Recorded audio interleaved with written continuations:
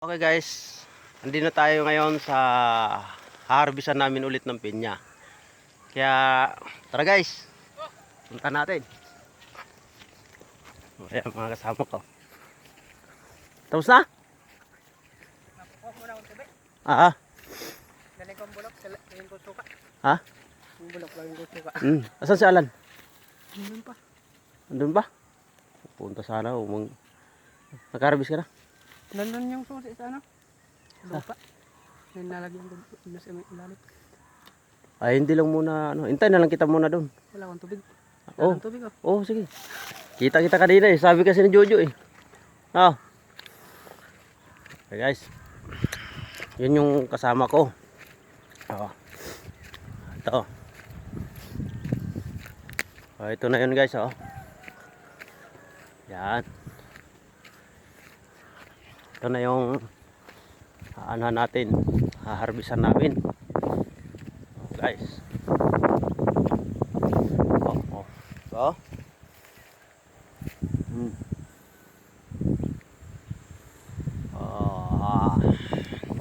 Marami yan guys.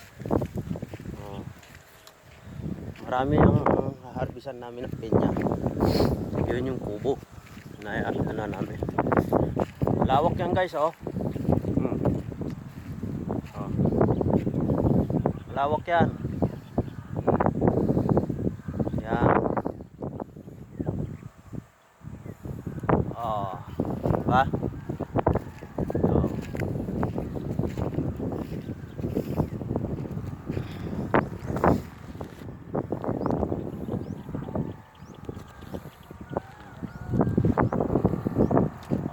Marami yan.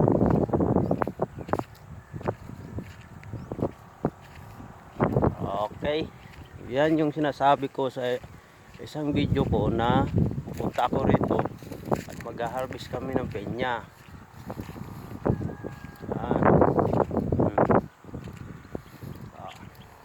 Ito sa bus namin ito.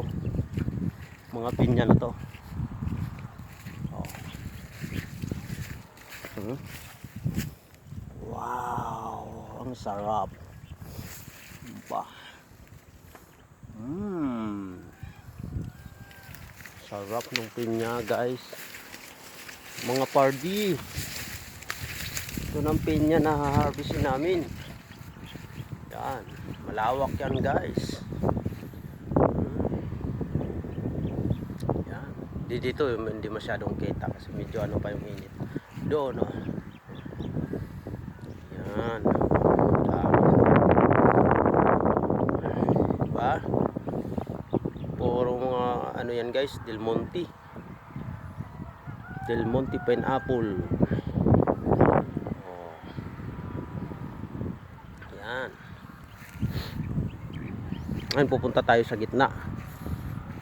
Punta tayo dun para pakita pa namin sa inyo yung malawak talaga tong pinyahan na to.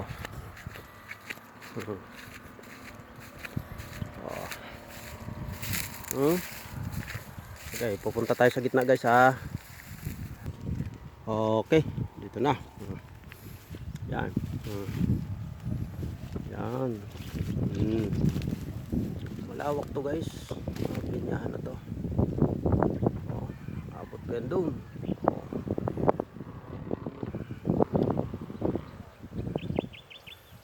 Malawak to na pinyahan ng bus namin. Ngayon ang gagawin namin, mag-harvest. Haharvestin namin ngayon yung mga hinog na tulad nyan. Yan. Oh. Yan, maraming mga hinog guys oh. Yan. Or Del Monte yan guys.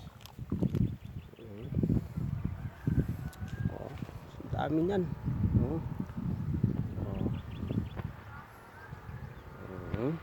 Oh, kita nyo na guys. Yan yung sinasabi ko sa inyo. Haharvestin namin ngayon. Okay.